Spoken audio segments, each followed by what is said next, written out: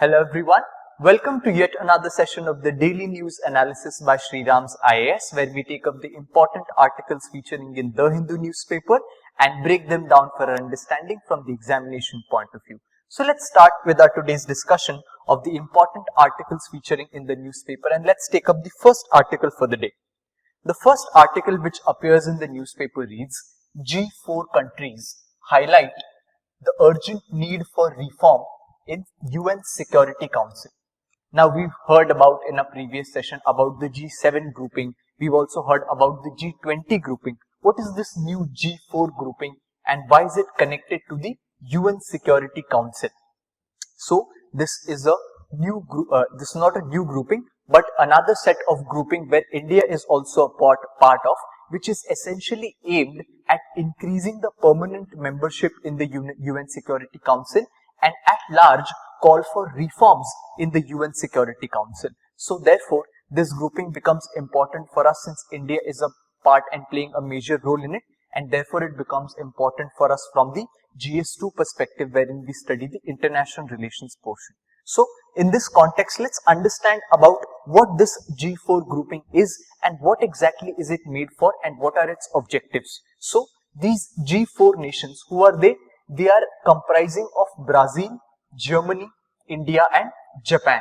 These are the four countries which are part of the G4 grouping, and what are they doing? They support each other's bids for permanent seats on the United Nations Security Council. So as we all know, the United Nations Security Council is one of the major bodies of the United Nations, and this is so powerful that there are the permanent 5 members in this United Security Council, and what do they have? They have the veto powers, which means that any decision that has to be taken by the UN through its Security Council has to get the approval of all the 5 members. And who are these permanent 5 countries in the UN? They are the United States of America, the UK, France, China and Russia. So if any one country also does not feel that the decision should be taken and it vetoes the decision, it means that that decision will not be taken. So we have seen several examples in UN Security Council meetings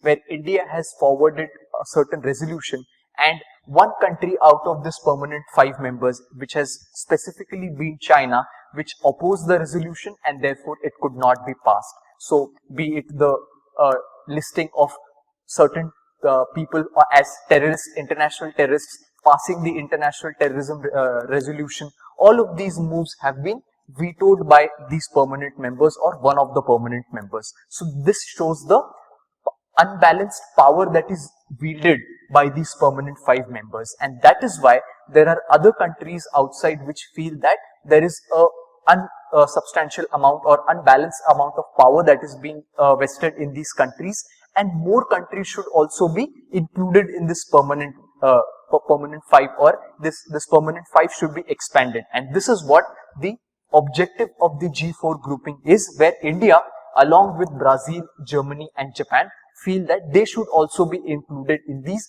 permanent grouping, where such important decisions can be taken and they can be vetoed as well.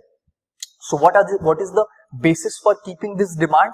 They feel that each of these 4 countries have figured among the elected non-permanent members for the council since the UN establishment. So the first fact which they cite is that these 4 countries have been elected as the non-permanent heads of the UN Council most number of times. Secondly, their economic and political influence has grown significantly in the last decades, reaching a scope comparable to the permanent members. So this is the case that they make, that what is the difference between the permanent 5 and the other members, where especially countries like India, Germany, Japan and Brazil increasingly have sort of expanded in their geographical, in their economic and political influence, where India gives a strong argument that it is the largest democracy in the world. It has the second largest population, said to have the largest population. It has all the parameters satisfied which should make it possible that it is also representing the world in the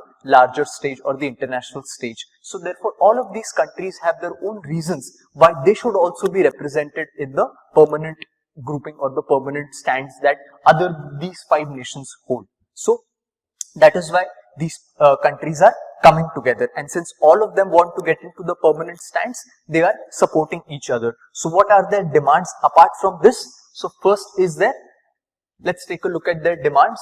First demand, as we saw, is the permanent seats should be given in the council for these countries, these 4 countries. This is their first and primary demand. Then there is a clear need for an enhanced role of developing countries and of major contributors to the United Nations to make the council more legitimate, effective and representative. So when these G4 countries came together, they are not just of the opinion or satisfying their objective of getting only themselves included in the permanent membership of the UN Security Council, but they also call for larger set of reforms in the United Nations Security Council, and therefore they say that it is required that this United Nations Security Council plays an enhanced role where the people or the countries who are represented, they are increased.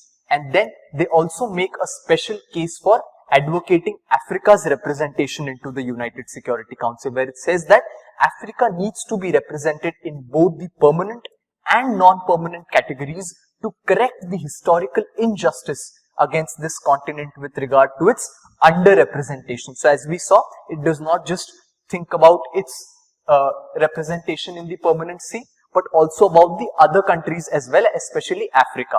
And then, as we saw, it also calls for a larger set of reforms.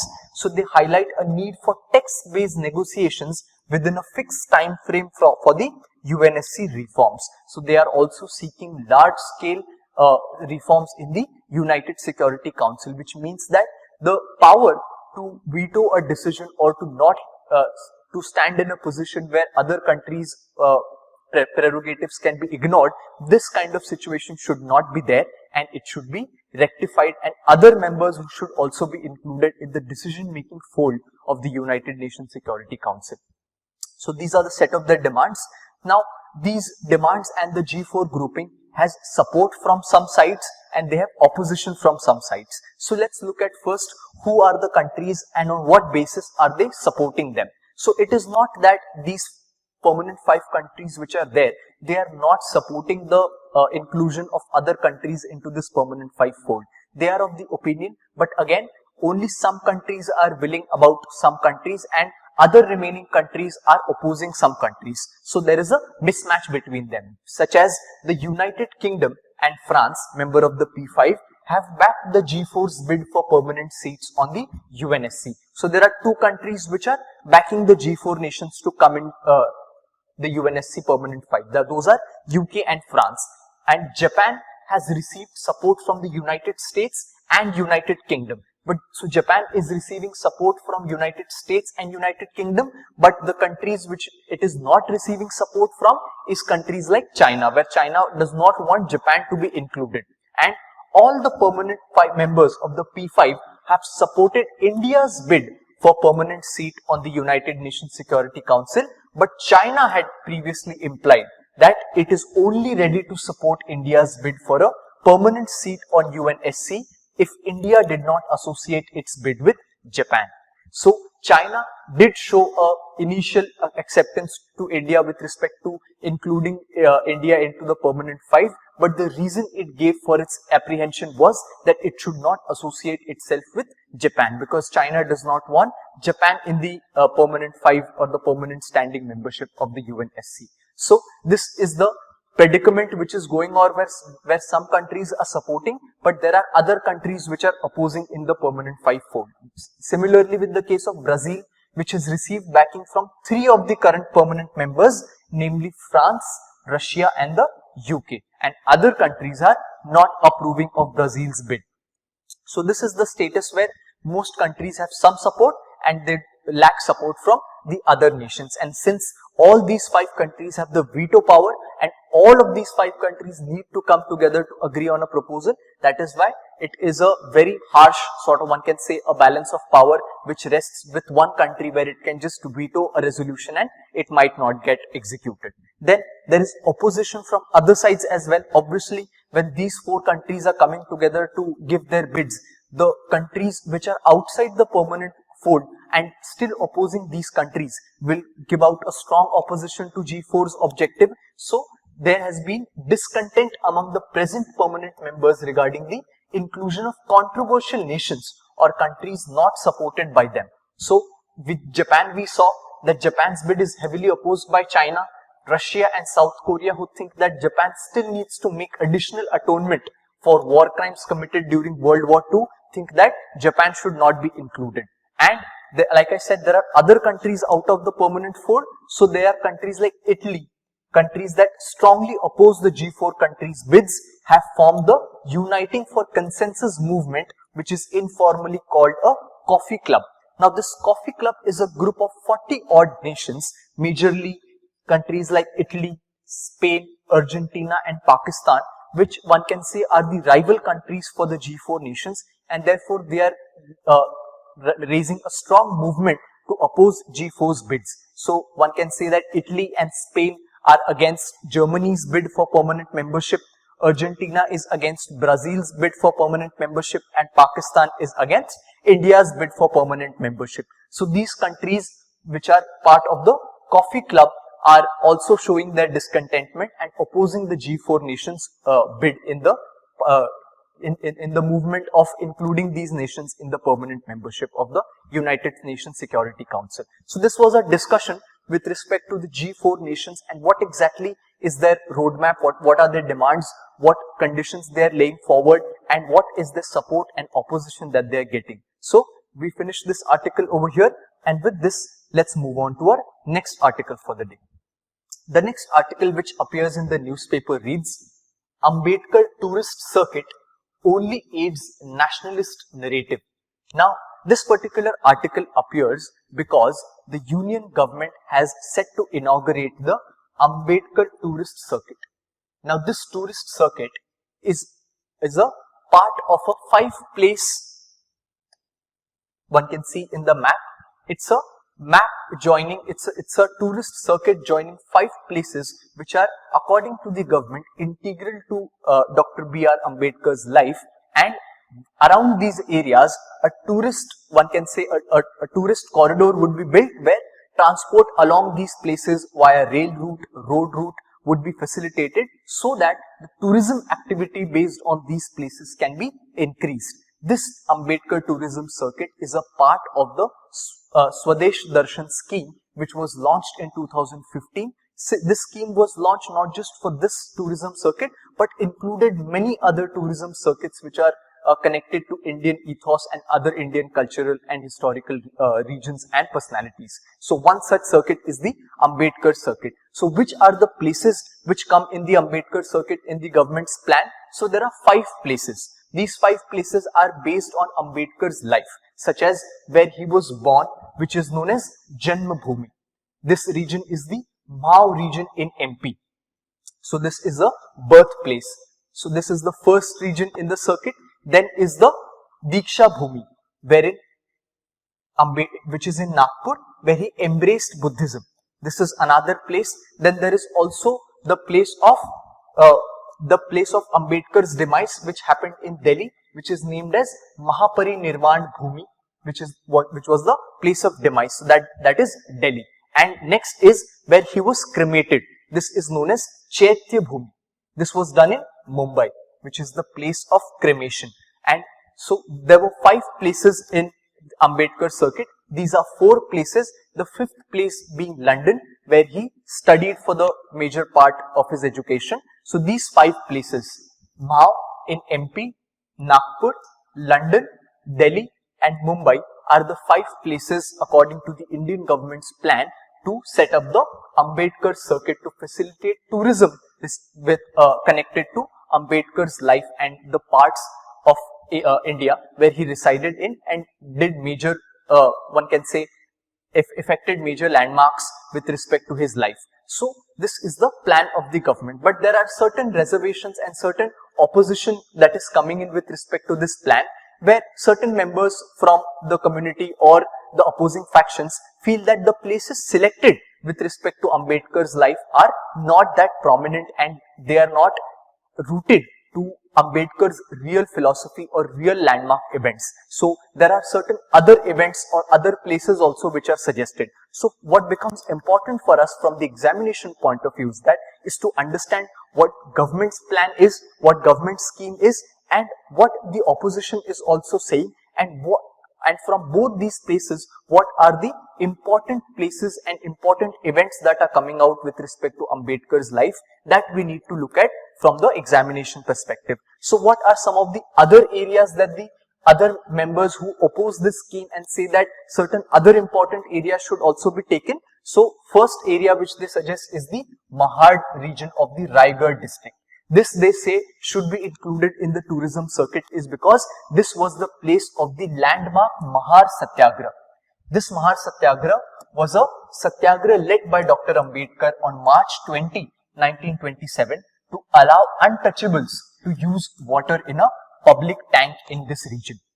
So this was a very iconic protest that Dr. Ambedkar led in this region, and that is why many people feel that this region should be also included in the circuit.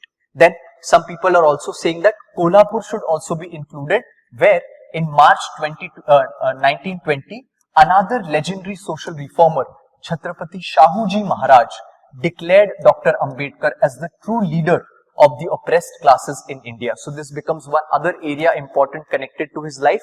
And third, which they say should be included, is the city of Pune, wherein we all know the Pune Pact happened, where he held the first negotiations with Mahatma Gandhi in Yerwada jail on a separate electorate for depressed classes. So this is also a landmark event connected to Ambedkar's life, and the region becomes important. So these are some of the other suggestions of the region which other parties and communities are also making.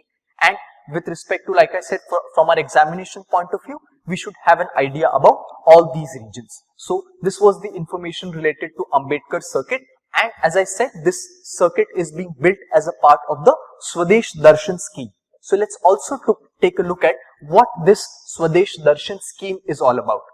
So this Swadesh Darshan scheme, as the name suggests, is basically a tourism scheme launched by the Tourism Ministry in the year 2014-15 to achieve the integrated development of the theme-based tourist circuits. So under this central sector scheme, which means that when we always see two types of schemes, one is a centrally sponsored scheme and one is a central sector scheme. So whenever it's a central sector scheme, it means that all the funding would be done by the central ministry. So the tourism ministry has identified 15 tourist circuit under this scheme. These include the Ramayana circuit, which means that all the important areas related to the epic of Ramayana would be included under this tourism circuit. The Buddhist circuit, all the important Buddhist pilgrimage places, the coastal circuit, desert circuit, eco circuit, heritage, northeast, Himalayan, Sufi, Krishna, rural, tribal and Tirthankar circuits are the important tourism circuits envisaged under this scheme. And until March 2022, the government has sanctioned 76 projects in these 15 circuits. These projects seek to ensure a comprehensive development of all sites related to the theme-based circuit, like infrastructure, visitor facilities, road and rail connectivity, right? So the reason for developing these tourism hotspot as a basis of this circuit is basically to connect these places in a common theme related to some person or some cultural aspect or some other thing, and after connecting them, putting money into developing these circuits would ensure, as we saw, that the infrastructure is improved in this area, the facilities are improved, so that tourism attraction for these places increases. And its overall aim is to promote jobs in the tourism sector as well. All of these would increase in the number of jobs in this region and across the country by integrating schemes like Swachh Bharat Abhiyan, Skill India and Make in India. The objectives of all these schemes, Swachh Bharat, Skill India and Make in India, can be converged. These objectives can be converged when we connect these tourist circuits and sort of enhance these areas in the form of their tourism potential. So this was about the Swadesh Darshan scheme and the Ambedkar circuit. Now with this we move on to our next article for the day. The next article which appears in the newspaper reads, Tamil Nadu forest officials learn the language of elephants thanks to calf rescue missions. Now this particular article becomes important from a prelims examination point of view, wherein we often get questions about the important animals and their unique ways of existence. So this particular article talks about or gives an idea about how elephants communicate with each other, and if one can ask as to why this information becomes important, so UPSC already has asked a question on this aspect, where it is increasingly moving towards the finer aspects of wildlife, like we see in this question. So this question was asked in the year of prelims 2020. So with respect to Indian elephants, it asks us to delve into finer information about the elephant, such as the leader of an elephant group is male or female. So the statement says that it is a female. Then what is the maximum gestation period for the elephant? Then an elephant can normally go on calving till the age of 40 years only. Then among the states in India, the highest elephant population is in Kerala. Now the point of highlighting this question is that we get to understand as to what exactly is the area of question that UPSC focuses on. And as we can see from this question, it is not just the animal that UPSC expects us to know about, but its finer ways, its behavioral aspects, its other aspects the UPSC also wants us to know about. So in this aspect, what becomes important is the method of communication, which the article is highlighting. So what does the article tell us? How do elephants exactly communicate with each other? So adult elephants can communicate over large distances using chemical signals. So they rely on chemical signals, and which are these chemical signals? Left from dung and urine left behind by the members of the group. So they smell the dung or urine, and that is how they get to know whether it belongs to their herd or not. And second method is using infrasonic communication, right? So these are the two methods which they rely upon: chemical signals and infrasonic communication. So the point is that adult elephants rely on these methods, but we often see, and as this article suggests, the calves of the elephants often get ostracized, or they get estranged from the main group, and this is where the forest officials worked together and made the calves of the elephant herd reunite with their parents. So why do the calves increasingly get estranged from the group? They say that adult elephants can communicate from anywhere between 4 and 5 kilometers using infrasonic sound waves. So when adult elephants can get separated in the range of 4 to 5 kilometers, these adult elephants can communicate. But the sensory organs of the calves are much less developed in the tender age they are in, and that is why the mother elephant comes to rely on visual and auditory cues to try and find its lost calf. So they need to be quite close if there is to be any chance of success, and if this closeness is hindered, where they go very far from the herd, this is where it becomes very difficult for the mother elephant to communicate with the calf, and that is why we see the more cases of the calves being estranged or separated from the elephant group. So this was the vital information with respect to the elephant animals, and with respect to what can be the answer for the previous question. The correct answer for the question is A, 1 and 2 only, where the statements 1, the leader of an elephant group is a female, that is the correct statement. The maximum gestation period can be 22 months, that is a correct statement, and an elephant can normally go on calving till the age of 40 years only. The word only over here is bit of a red flag, and that is why this statement is incorrect. And among the states in India, the highest elephant population is in Kerala. This is also an incorrect statement. The highest population is in Karnataka. That is why the correct statement option is 1 and 2 only. So we finish our discussion over here today, and we'll meet again on Monday with the important articles from the newspaper. Thank you.